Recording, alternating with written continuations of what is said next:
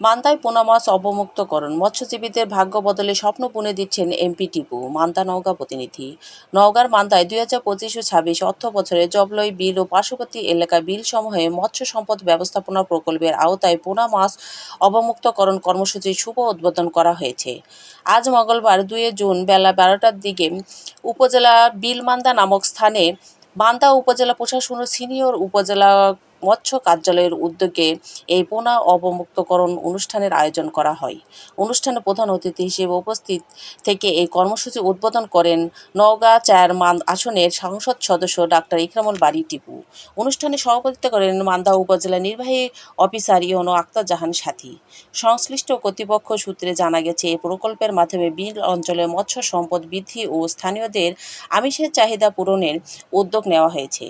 কর্মসূচির প্রথম ধাপে আজ বিলের জলাশয়ে প্রায় ৮০০ কেজি কার্প জাতীয় মাছের পোনা অবমুক্ত করা হয়।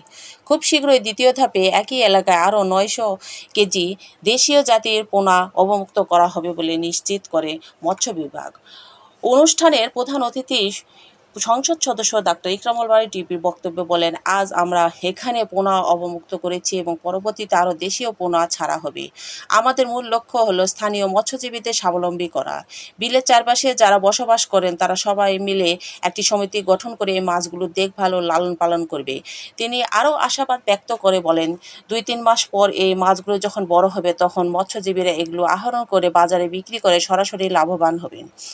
আগামী ২-৩ বছর এই প্রকল্প এভাবে চালু রাখতে পারি, তবে ইনশাল্লাহ এই বিলের পাড়ের মৎস্যজীবী পরিবারগুলো পুরোপুরি স্বাবলম্বী হয়ে উঠবে।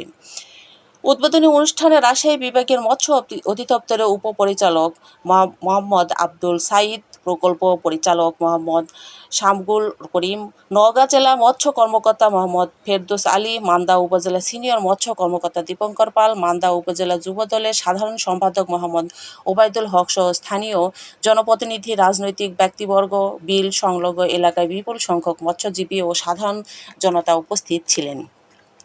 স্থানীয় মৎস্যজীবীরা সরকারের এই উদ্যোগকে স্বাগত জানিয়েছেন এবং এর মাধ্যমে তাদের ভাগ্য বদল হবে বলে আশা প্রকাশ করেছেন। প্রকল্পটা শুরু হয় এবং তার সাথে এখন আমাদের মান্দা উপজেলার ৩টা বিল সহ আমাদের তানোর চাঁপাইনবাবগঞ্জের আরও 2টা করে বিল সংযুক্ত আছে, যে বড় একটা প্রকল্প হাতে নেওয়া আছে।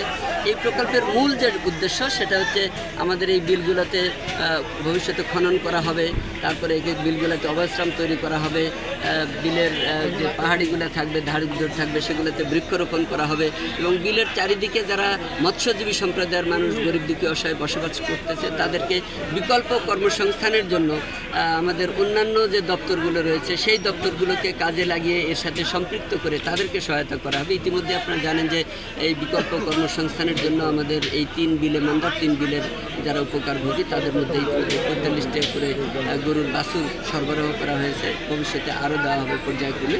এমনিভাবে বিকল্প কাজের ব্যবস্থাও তাদের জন্য করা হচ্ছে। দেশীয় মাছের পোনা যেহেতু হারিয়ে গেছে, ছাড়া হচ্ছে, যে মাছের পোনা ছাড়া হচ্ছে, সেটার কারণে তো তারা অবশ্যই উপকৃত হবে।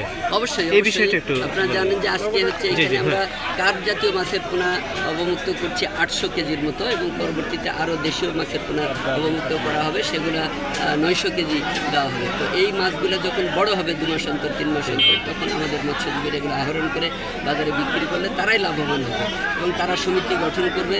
বিলের চারিদিকে যারা বসবাস করে তারা সবাই মিলে এটা দেখভাল করে যদি তারা মাছগুলো লালন পালন করে যথাসময়ে বিক্রি করতে পারে, ধরতে পারে, তাহলে তারা নিজেরা লাভবান হবে। ভবিষ্যতে 2-3 বছর যদি এই প্রকল্প আমরা এইভাবে চালু রাখতে পারি তাহলে দেখবেন যে বিলের ধারের মৎস্যজীবীরা সবাই স্বাবলম্বী হয়ে দাঁড়াবে ইনশাআল্লাহ। জি, ধন্যবাদ।